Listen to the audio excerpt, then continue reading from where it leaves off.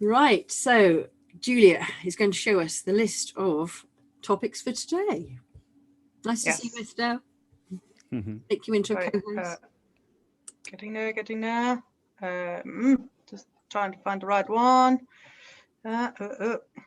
Sorry. Nearly there. Okay. All good. Get rid of all the chat. Someone will need to stop me when you think the time is up. Well, because it's hard for me to see that. I will look at the chat, almost you're going to tell us which point you're dealing with, and then we'll just pause and then say, has anybody got any questions on that? Is that okay? Yeah, but also in the second half, we wanted to maybe have a few more questions. Maybe that we just break it up as we go along. I was thinking rather than the second half, it could be that it probably will fill up the time. Okay, no problem. Good. Can I...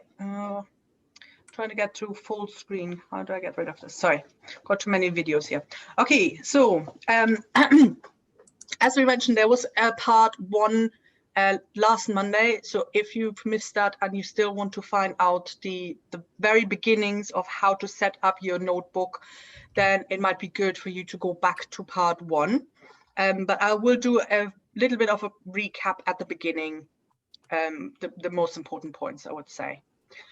Okay, so the PowerPoint that I'm showing is a shorter version of the one that I've put into the link into the chat. So you've got the link to the longer one, I hope anyway, which has a lot of explanations in there, which Helen has made for her colleagues.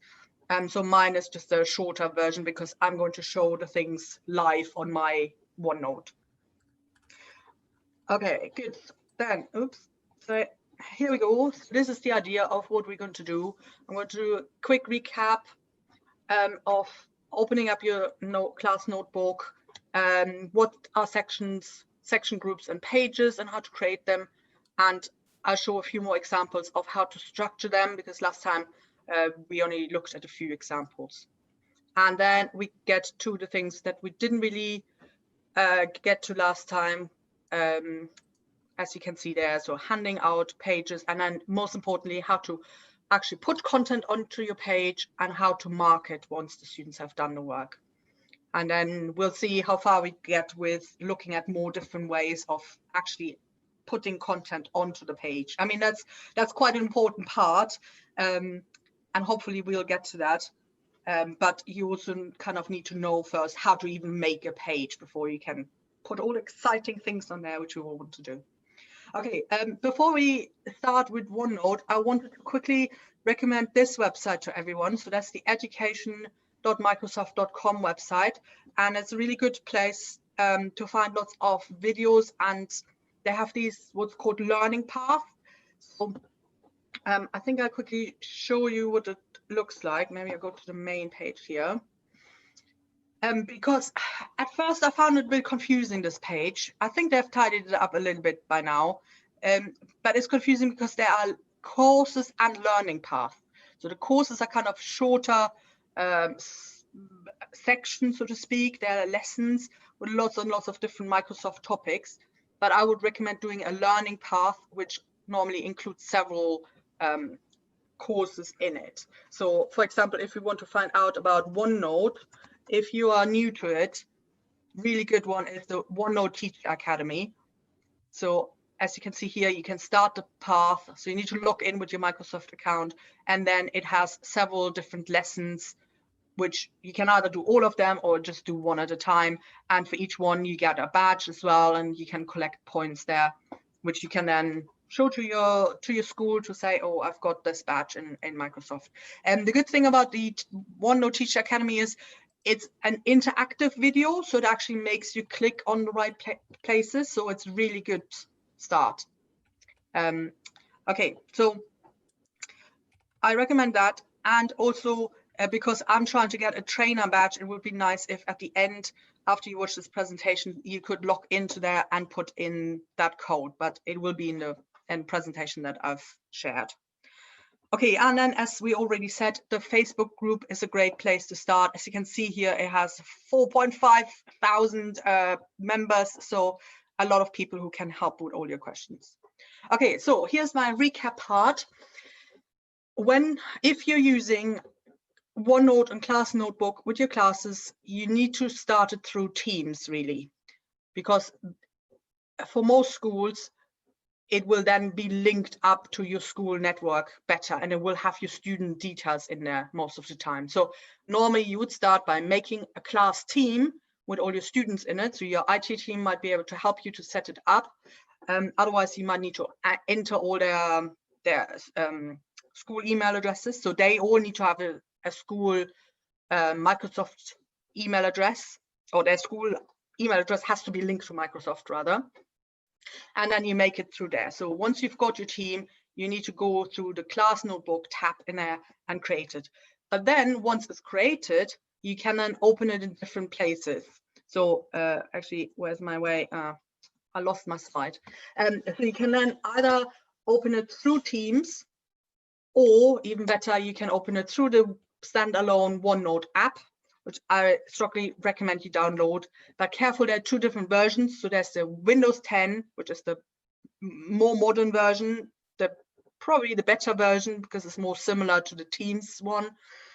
And there's the older one, which is called Windows 2016, which has a few extra options, but it also makes it a bit more complicated. So I would go with the Windows 10 version. Okay, so if you open it up and it suddenly looks different from normal, then it's probably because you're on the wrong version or in a different version, let's say.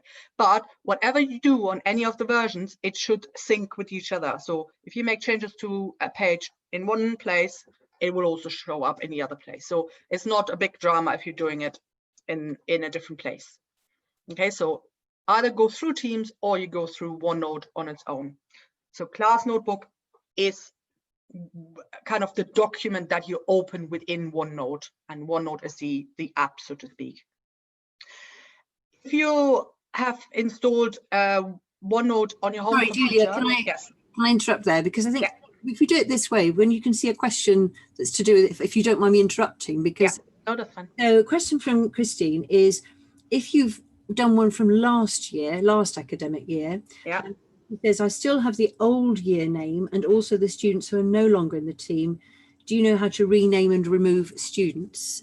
My understanding is that the point you're making is you have to really start afresh each year and then have, what do you do? And then I'll say what you could carry on using the same book as last time, but it will make the book your class notebook quite big. So it will take up a lot of space on your computer, and also if the students are using it on their iPads, for example, it would just be using up all their storage. So it is kind of better to have a new one for each year, but they can still open the old one, so it's still there on the system. Or if you really want to carry on, because maybe it's a GCSE course or something, you can change the name of the class notebook.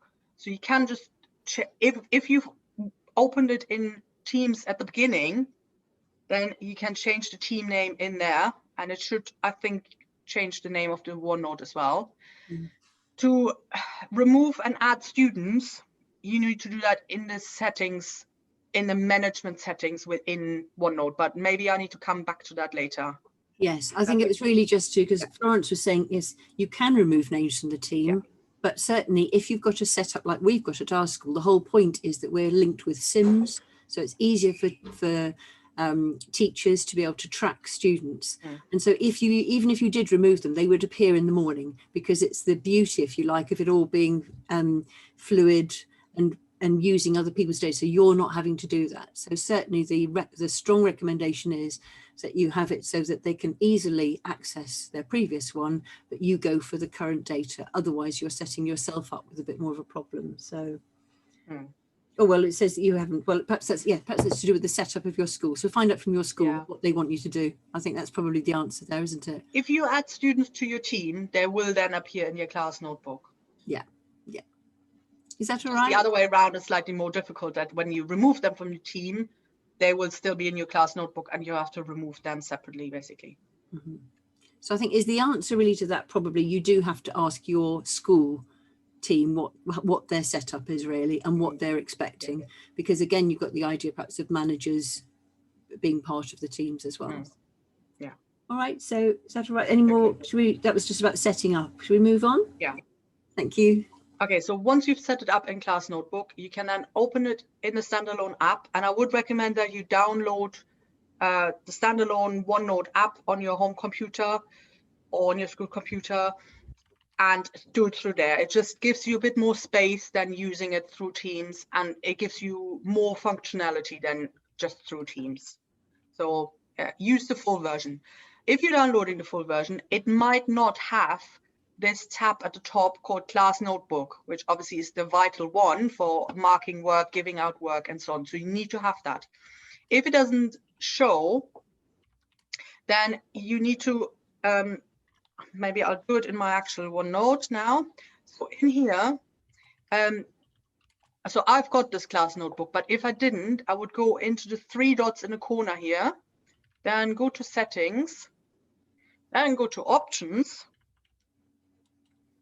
And in the options, I go down a little bit, and here it says Class Notebook Tools On. So this is where you need to turn it on. It's just because OneNote, I think originally it wasn't necessarily created for school, so businesses use it as well, so they wouldn't need that. So it's sometimes it's turned off. So just make sure that it's on, and then you can see your class tab there. If you are using the old version, the 2016 version, you actually have to download a special add-on, and the link is in the PowerPoint here, so you can do it from there.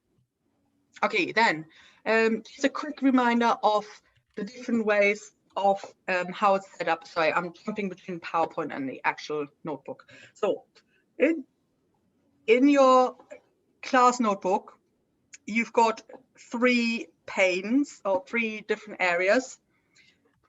Maybe I start from the right-hand side. So on the right-hand side here, you've got your actual page. So this is where you work, where you put your worksheets and your writing and so on. I've got my title on there. Then in the middle, that's my list of all the pages I've got in this section. So these are basically the sheets of or the pages of your exercise book. And then over here, I've got my different subject sections of my folder or exercise book. So these ones with a tab. So this is meant to be like a divider in a folder. So each of them is a different section, and you can set it up as you want. So you could have it like in the original model with class note, handout, homework, or you can set it up as unit 1, unit 2, or whichever way you want. I'll show a few examples in a minute. So you can add these, you can delete them, you can move them around, so you can just easily grab them and move them to a different area if you need to. So it's quite flexible. Then these ones with the arrows at the side, they're the section groups. So they have several sections in them. So they're kind of your folder names, so to speak. And these are the dividers, and then these are the pages that you have in your folder. And a quick recap, every class notebook comes with four areas already created if you do it through Teams, namely the collaboration space. So whatever you put in here, the students can write on it, and all of them can write on it at the same time. So any page you have, everybody writes on it. Everybody can see what everybody else is writing. But because there's often a short time delay between them seeing their own work and seeing other people's work, it's good to have it set out so they know where they need to write. Then the content library. So this is where the teacher can put resources. The students can look at it and they can copy it, but they can't write on it. Just like in a library, they aren't allowed to write in the books. Then there's the teacher only. As the title says, only the teacher can see what's in there. So this is your place where you want to hide your answers to the test and the mark scheme and so on. And then each of my students, so in this case, I've got 3 students who are all my colleagues for data protection reasons. So I've got Antonio, Chloe, and Mark in my class, and each of them has their own little version of it. So they have all their different sections in here. They can see their own one, but they can't see into the other students. So Antonio can't see what Chloe is doing, but obviously the teacher can go into all of them. Okay, then I think I'll show a few examples that we didn't get to from how you can set it up. So you can make it quite complicated, quite complex, or more simple. So here's Jane's example. So she's thought about this quite hard, I think, and she's got it very organized. And normally your content library would have the same structure as each of the students' sections. So you can prepare it in the content library or in the teacher-only area. So it's up to you. And then you copy it over into their area. So for example, so I'm going back to mine now. I like preparing everything in the teacher-only area, because then the students can't see if I make changes or anything I want to say. So I set everything up in there. This is my example book, so it doesn't quite look the same. But let's say I would have all the units in there, and then I would start my page. So page for today, and then I put my stuff on here, blah blah blah. And then once I've got it prepared, I can then hand it out and put it into the students' unit 1. So it would go into Antonio's unit 1 and Chloe's unit 1 and in Mark's unit 1 and so on. And I'll show in a minute again how to hand them out. So it makes sense that the students have the same subsections as you have in the area where you're preparing. So either the teacher-only space or the content library. Yeah, so here's one way of doing it. So separating it by grammar, by oral, independent study, and having an area for your topics. Here is Esmeralda's example. So she has done it by topic, and she's named them in Spanish, and then each one has the date and the week. So week beginning, I guess it means. And so that it's kind of easy for the students to find what the current one is. So Adeline has hers like this. So as you can see, the older the kids get, the more different subsections they have. So for her younger ones, she kept it very simple, while the older ones have lots of different areas, different ones for prep and grammar and so on. And Esther at university, so she is split it completely by skills, so listening, reading, and then each one has the week's work in there. So think about it beforehand. I would recommend how you want to split it up. Just like when you sort your folders on your computer, where you save your PowerPoints and so on, maybe think how that is structured. Like, do you save it by textbook and then by unit or by page, and or do you do it by date? And think how it will be logical for the students as well. Okay, are there any questions about this? I know I haven't really showed how to make the sections, but yeah, I'll come. I didn't see questions there, but there are a couple of things which I know are coming up, just so that people know. So that we had a question about the actual formatting of a page, putting in I'll come to that. I know we're coming to that. And the other thing was somebody saying, so is this, do people use this instead of a PowerPoint presentation? Yeah, you can. You don't have to, but yeah, you can. And or yes, we're about to do that in combination with the PowerPoint. Yeah. So in the first lockdown, I did everything on PowerPoint presentations, but had the task on OneNote, just because I find on a PowerPoint it's kind of clearer. You don't have to do so much scrolling and so on.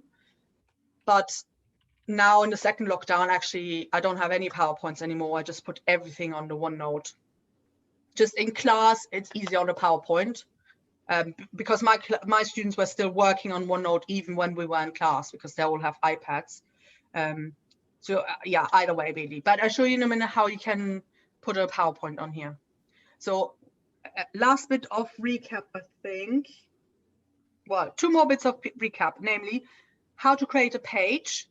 It's down here. You see add page. So you can just add a page there and create it. The same over here with add section. So let's say I want a new bit in my content library. I just go to add section and say unit 1 to put new things in there. If you right click on it, then it gives you the option to also have a section group. So if I want to structure it even more, and I want to maybe call this units and then have subunits in there, I can then now call it unit 1 and unit 2 and so on. So it depends how hierarchically you want to structure it. So now I'm going to show how you can actually put work onto the page. So you can obviously just type on it. So it's just like a Word document. And the top, you might see if you go into the Home tab, it's quite similar to Word, that you've got your formatting tools. If you've got a touch screen or an iPad, you can also use the draw tools.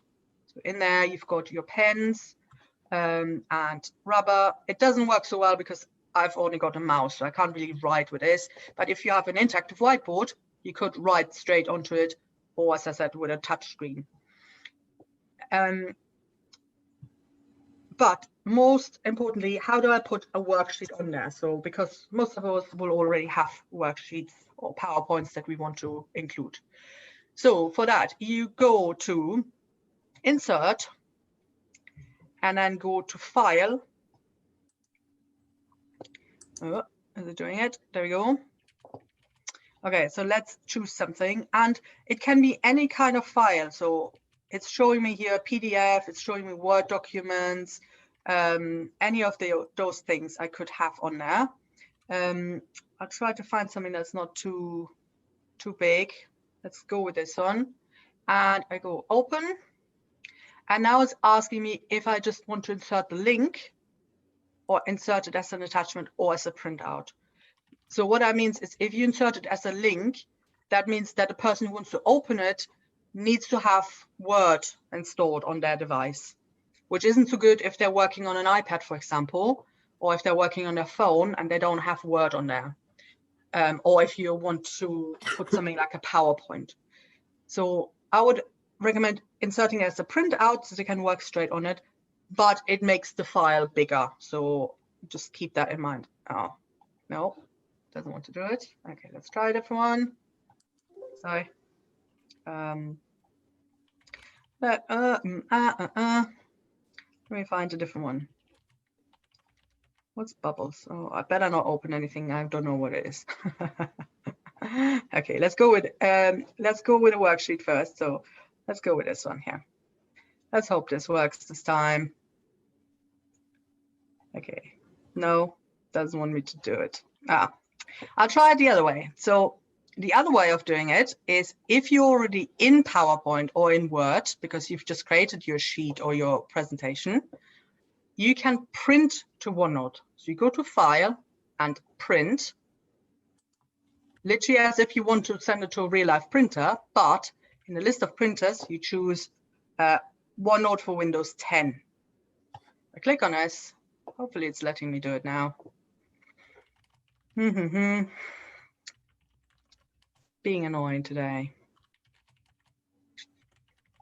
Now it's saying connecting to printer. Now, here we go. Ready? Yes, no, maybe.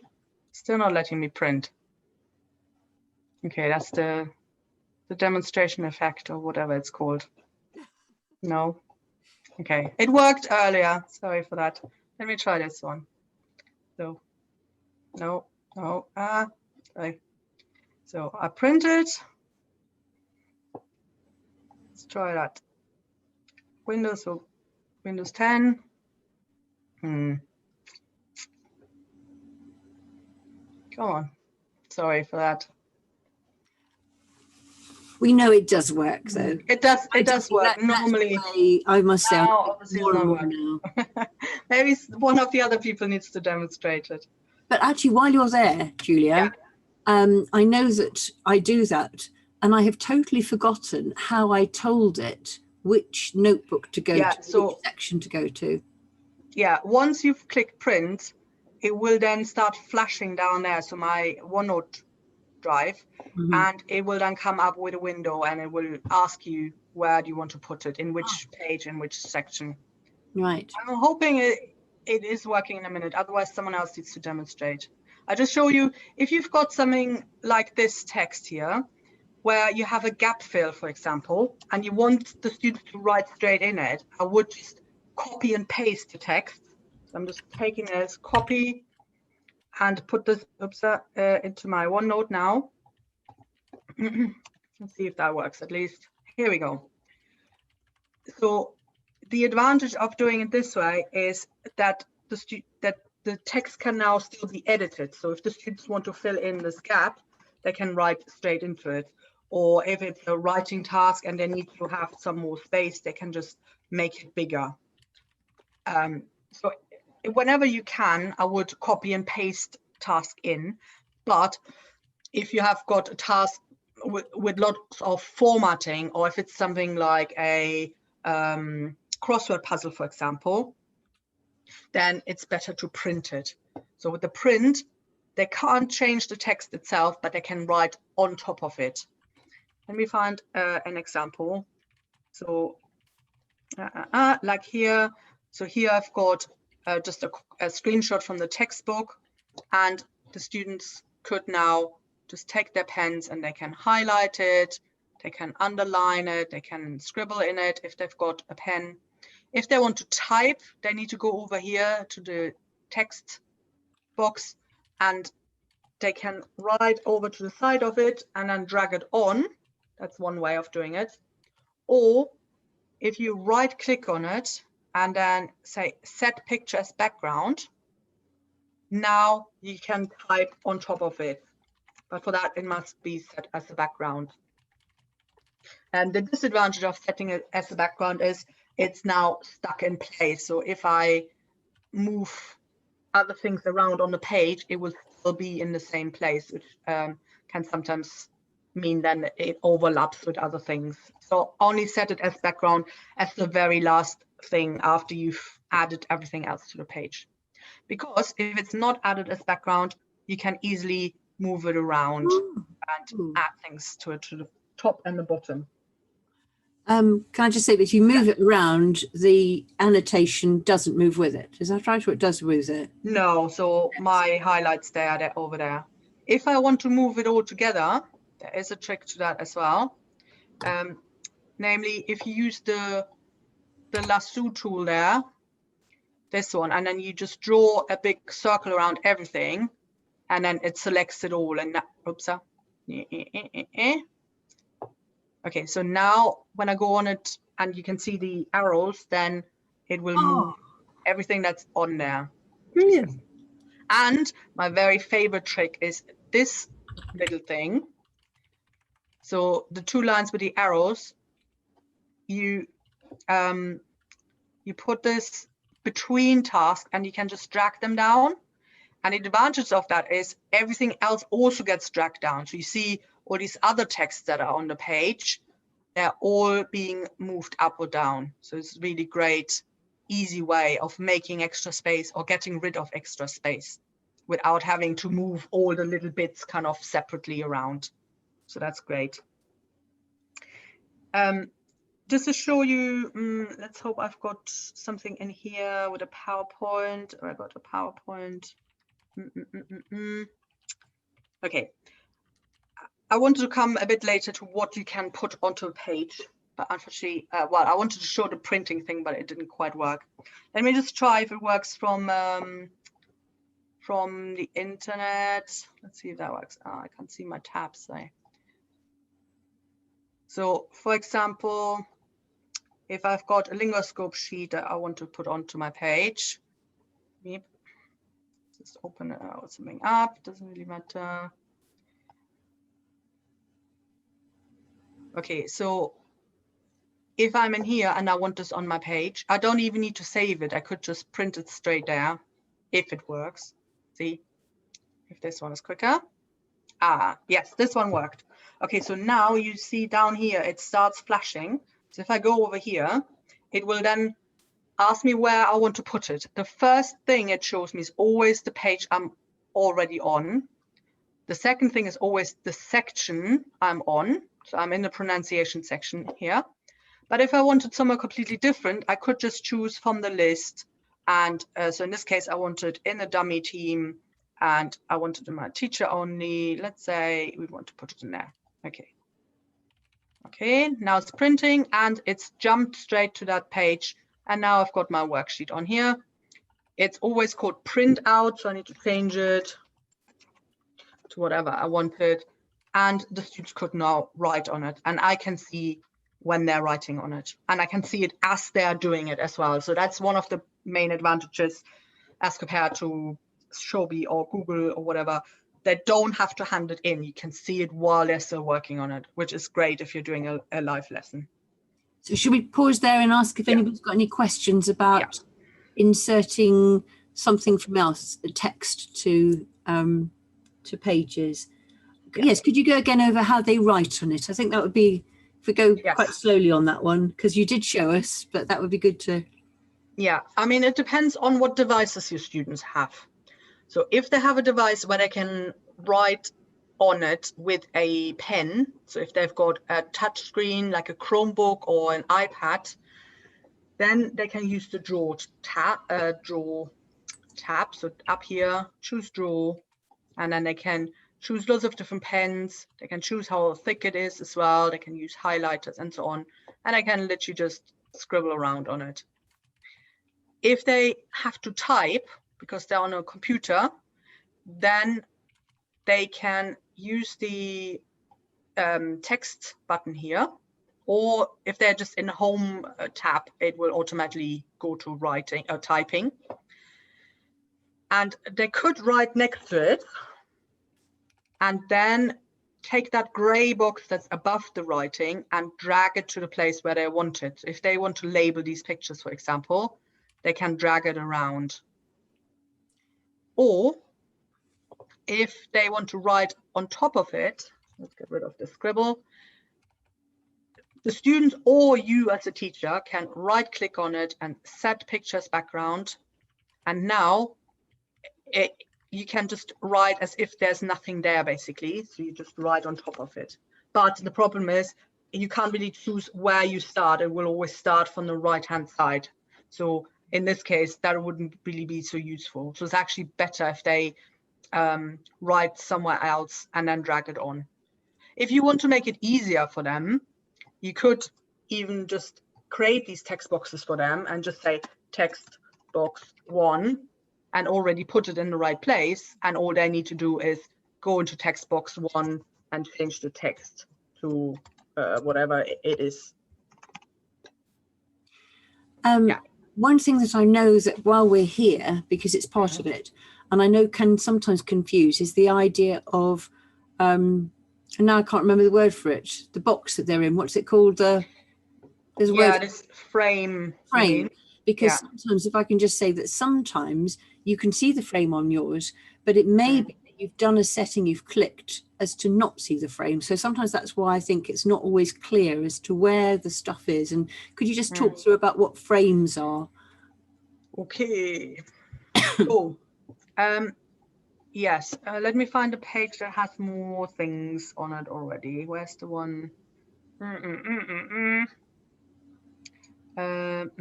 me find my, that's the one. Okay, so this one has these smaller boxes for each of the texts, which you can see there, these dotted lines. So they are just for that one picture that I've got in there. But I've also got a different frame. So in this case here, make it a bit bigger. So you can see it's 2 frames within each other. So I've got the one frame which has a solid gray line with a big gray bar at the top. So that's the one I use to move all this around. And I can have lots of things in one frame. So in this case, I've got this worksheet in there. So I can recognize this is this dotted line within my kind of working frame. If I go to the bottom here and type something, it's still in this frame together with the worksheet, which means that if I move this whole frame over to the side, both the worksheets that are in that frame and this writing is also in the frame. So all of it moves together. If I don't want that to happen and I want one of these worksheets out of that frame, basically, I can just take it and just drag it over. So it's out of there. So now what it's done, you can see it's moved up this writing, because now the only thing that's in this working frame, let's call it, is one worksheet and that writing. But now once it's out, it's harder to get it back in. So you can't just drag it back in again. So in that case, you would have to copy it. You can then delete it once you've copied it. Oops. And now I could go back into my frame here. And let's say I want to put it back in. So I go into insert and put it back in. And now I've got both the worksheets back into that frame. So yeah, kind of have objects, and the objects can be text, or the object can be a screenshot, like in this case, or it can be a link, like in this case. It's always best to have them all in one frame, because then you can just move things around easier. In this case, I haven't got them all in one frame because I've got one frame up here, then I've got another one for this link. Oops, and I've selected both of them. I've got one for this link here, and then I've got one with some worksheets and some writing in it. But if you work kind of closely to whatever is above it, it should normally put it into the same frame, but it's not always easy. So if you move too far away, so if I start writing down here, it's automatically created a new frame. So if you can, just click enter after the last thing you wrote, so you can keep going in the same frame. And I think probably the advice is, as far as possible, keep in a frame, particularly if you're putting something where children can write in it, because obviously as they write, so they're going to be, it's going to be going down. And the mistake that I made right at the beginning was that I did loads of frames and the children were writing and it all overlapped. So yeah, so that's the problem. If now in this link, if I write in it, yes, now you can't see my writing because it's behind this other worksheet. So I would need to move that out of the way. Yeah, that's the problem. Well, if I had done it in front of that worksheet, let's see, it's quite hard to get back to the front of it. See if I can put it there. No, best to have it there in the beginning. So really, I want this worksheet to be in the same box as this text up here, because now, oops, let's get rid of the other. No, that's all muddled up. Not so easy. I did say, I think now though, Helen Farmer, you asked about, are we going to show how to get things to line up on the page? So I think that's probably answered that question.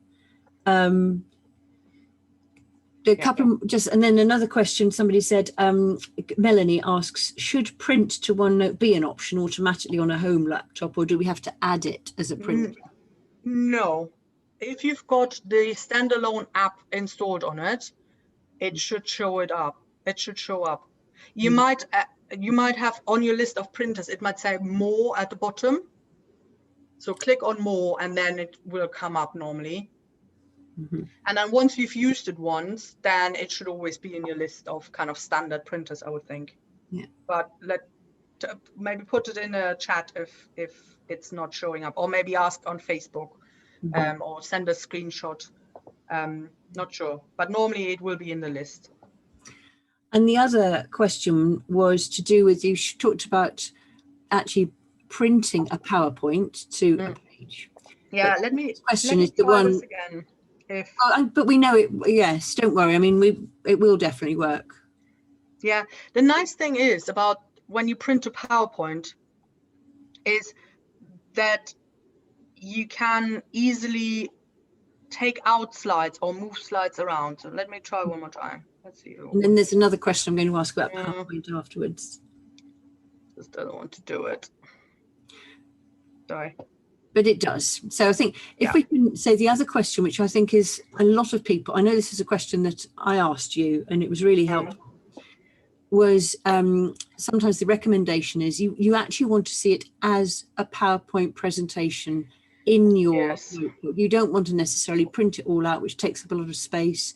And there is a way of doing that. So either whether we deal with that now or say to people that is something we will look at later, because it's a really good thing. Yes, I think we'll leave it for later. Right, but definitely that's something. And you can embed it. Yeah. So if all it's these uploaded to your OneDrive. There's quite a few questions which I know we're not dealing with, but I mean, some of us I can hang on afterwards and answer questions, or if you ask it in the Facebook group or Twitter, someone will answer. So, okay. Thank you. Okay. Yeah, I mean, we had planned that later, or more probably in a future session, we will show lots of different ways that you can integrate lots of different apps and lots of different text and exercises and so on, everything on one page. But at the moment, we are not quite at that stage yet. Sorry.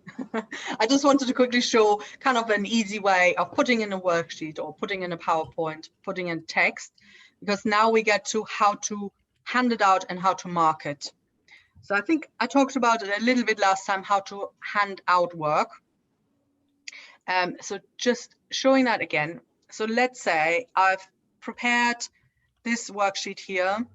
Let's give it a different name in case I've already handed it out. Okay, so this is today's work. At the moment, it's in my teacher only area. So the only one who can see it is me, which isn't too useful. Now I want to kind of hand out this worksheet to my students. So I go to class notebook at the top and then distribute page.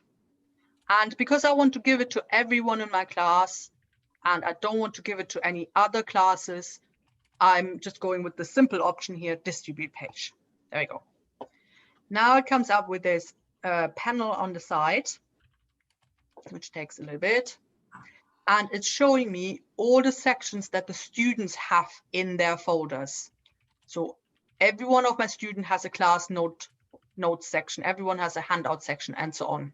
So it will only work if they all have the same sections that I've handed out before.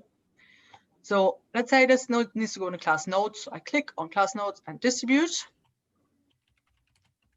And then it loads a little bit, depending how many students you have and how big your page is, but it's normally done within 10 to 30 seconds, I would say. Okay, so now it says done. So now I can go over to class notes. So here in Antonio's book, yes, it's appeared there, 21. I can look. So Chloe, yes, here it is. Chloe has also got it. So they each got their own copy of it, which they can make their individual notes on or answer the questions and so on. And only the student themselves can see their own work and the teacher can see it. If you want to distribute a new section, you go up here to distribute a new section. So let's say we're starting unit 3. Then I go to distribute new section, type it in here, unit 3, distribute. And now it's handing it out to each student. If I want to do, let's say I want to do extra work with Chloe, so I want to give her an extra section because she's really struggling with her grammar. I can also just go into her notebook. So make sure you're clicking on one of her sections and then go to add section. And then I could say Chloe's grammar. Sorry, I'm missing out an apostrophe there. So now only she has that section, but I can't hand out pages to it now because it's not a class section, it's just her personal one. So the students can create their own ones as well. So if they want to create more kind of revision sections or whatever they want, they can do that themselves. Okay, so now I've handed out this page and I want to see which work they've done on there. I go to review student work, there we go. And now it asks me, where did you put the page? So I put it in the class notebook, class notes. It's asking me, which page exactly do you want to look at? So it's the page that I've just handed out, so 20/1. Let's go to next. And now it's showing me the 3 students I have. So if I click on the first name, now it's jumped straight to Tony's version of this worksheet. If I click here, I can see Chloe's version. I mean, they're all the same at the moment because they haven't done any work, but I would then see their answers. At the top here, you see it says page locking.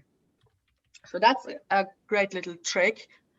If you're doing a test especially, you can go to page locking, then select all, before you select the individual names, and then go to apply.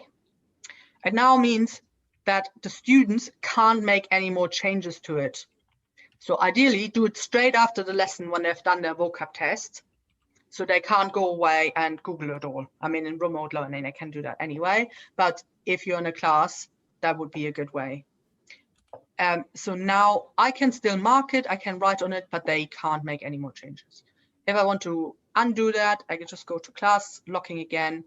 I deselect them all and I say apply. And now it's all unlocked again. Okay. So should we ask now if there are any questions about, first of all, both distributing and then being able to review the work? Does anybody need that again, or because that was those were questions earlier on about how do you how do you see all the work they're doing, and you've just demonstrated that that's how you can click through and you go straight to their page and you can see it. Yeah. Any questions? I'll show how to do it with assignments next. So this is just within OneNote for now. Okay, there are no, right, fine. Looks if we're All fine. good. Okay, so the other way of distributing pages is with an assignment. So again, you prepare your lesson. Let me find one that I haven't handed out yet. Oh, let's say this LinguaScope sheet. So I want this as an assignment in Teams. I could just hand it out and tell the students, okay, your homework is the LinguaScope sheet. But if you're using Teams, then you can do it through there as well. So do not hand out the page. You just keep it in your teacher area or in your content library. So just keep the one copy of it. Then you go over into Teams. So here I've got my dummy team, and at the top in the team you can see assignments. So I want to create a new assignment. So create assignment. A quiz will always be linked to a Microsoft form, which has the advantage that it's self-marking. So it can be a multiple choice quiz or short answer quiz, but I won't go into this for now. So normally you want a new assignment. So now this is, I don't know, our homework. I put in my instructions, so do the sheet. And now quite small hidden under the instructions, it says add resources. So I click on there. Okay. And now it's giving me different options. So I could just attach a worksheet to it, but I don't want that because I want them to do it in class notebook. So I go into my class notebook. It needs to be in the class notebook of the class that I'm in. So I can't take it from a different class from within Teams. But we'll come to that in a minute, how you can share things between classes. So in this case, where did I put it? In my teacher only area. Was it in unit 1? There we go. So here's the LinguaScope sheet I've prepared. And now I say attach. And it will now ask me, where do you want to put it? In the students area. So in this case, because it's homework, I put it in the homework folder. Done. Okay, I can add points. So I could put, I don't know, percentage, how much they got right. I can change the due date. So automatically it's always set for the next day, but I might want to give them a week, so change it there. I cannot change the start date. So under here it says assignment would post immediately with late ins returned, but no, I maybe don't want them to be able to do it today. I only want them to start tomorrow after the lesson. So I could say start tomorrow and it will be posted at, I don't know, 3 o'clock after they've done their lesson. Okay.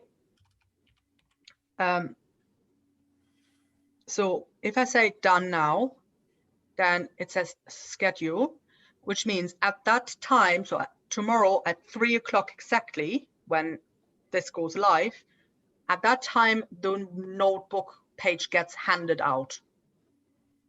Okay, so if I change it, let's change it to that it goes live straight away. Let's unclick this.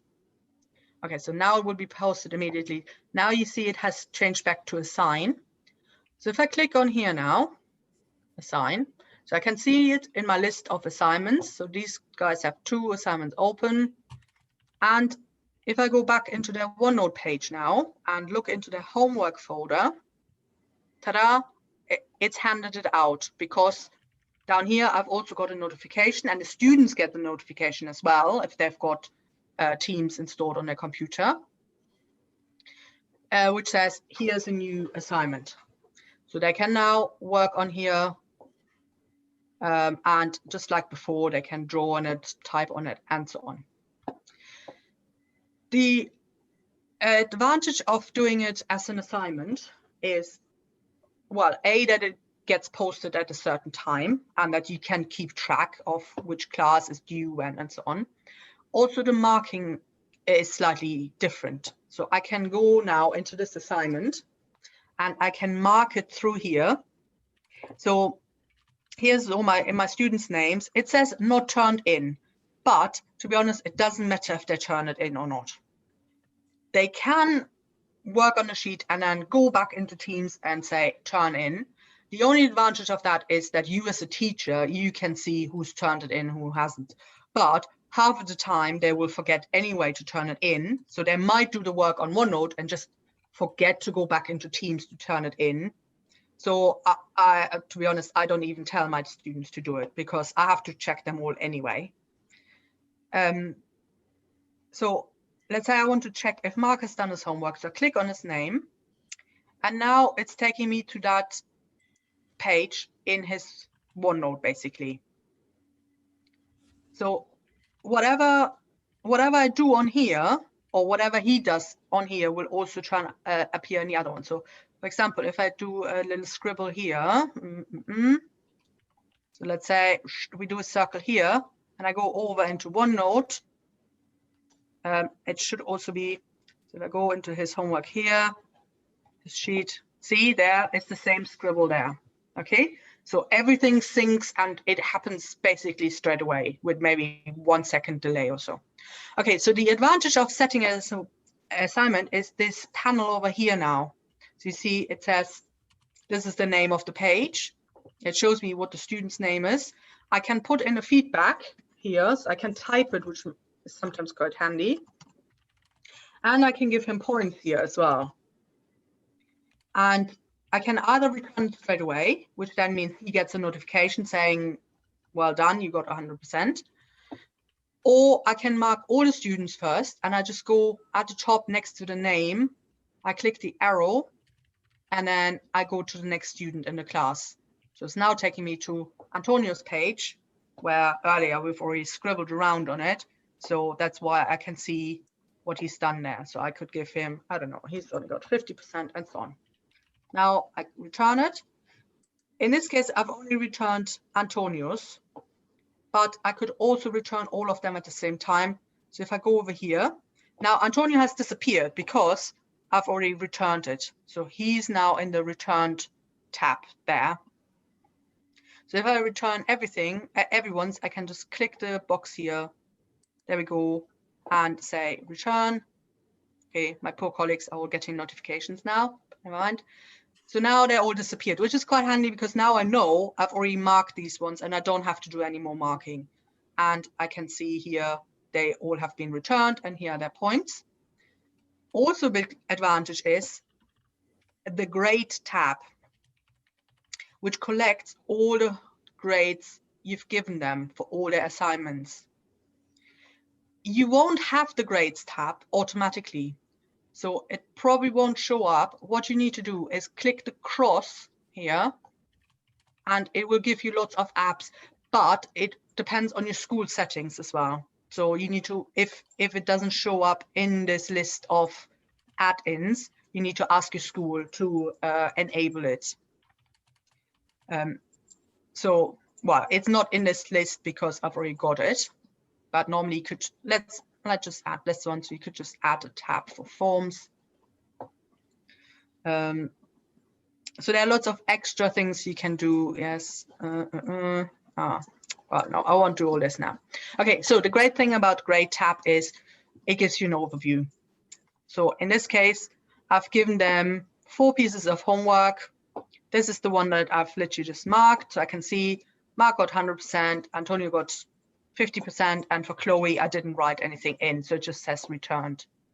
For the first homework here, I don't think I put any points on there, so it doesn't show anything. It just shows that it was returned.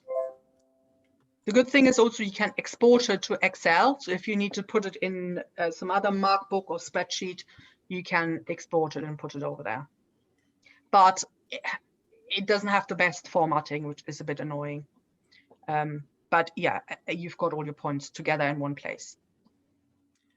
Okay. Right, I think that's, you know, it's now 9 o'clock, so I won't taking quite long, everything.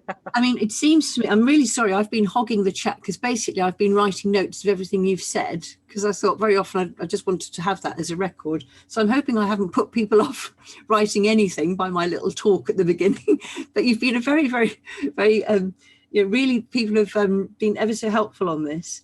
But almost if we could ask now, is that all right at this stage then to say, are there any questions about this bit, about really integrating OneNote with Teams and giving out work? And anybody want to, any of the other people who've been using it who would say how they use it?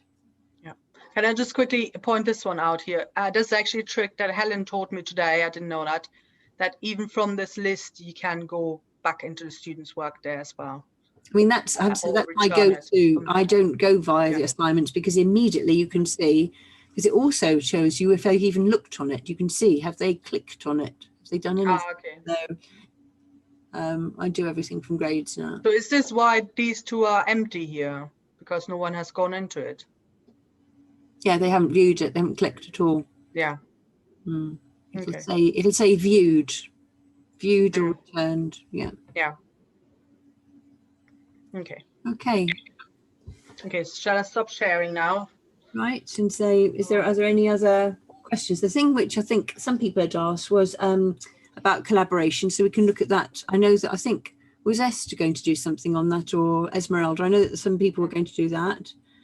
And then Jérôme, I mean, could all open up your webcams, that would be great. Is there any other questions or? Really? Helen, you've disabled the chat. Oh, I'm sorry. When did I? That's why no one's using the chat. Me.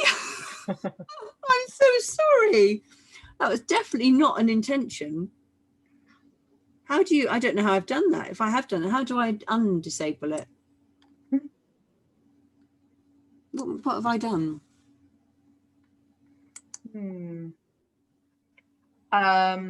It says the 3 dots. I think I can. Yeah, you need to click on the 3 dots, Helen. Yeah, I think I've done it now. Does someone want to? Yeah, you have. Send us a message. It works. Well, I didn't press that. Well, any of the co-hosts can do it as well. I'm just saying it's probably someone. Blame it on one of us. It wasn't me. Don't blame culture. It wasn't me. Was it?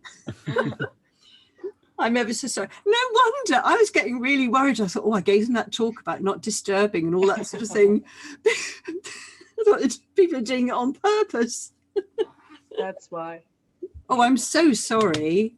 Do you know now how to change it? It's the 3 dots at the bottom of the chat, and then you can change it. That was absolutely not intended at all. Because normally we pride ourselves on having nice, friendly chat where people all join in. Well, that was one way of making sure we get to the topic, wasn't it? Oh, well. I'm so sorry. So let's have the questions now, people. I mean, people were... Oh, that's why I got quite a few direct questions then. I see now. I thought, why are people asking? Because they can only ask you, yes. Can students see the grades tab? Yeah, can they? They definitely see the grades. I think they see their feedback in the assignments.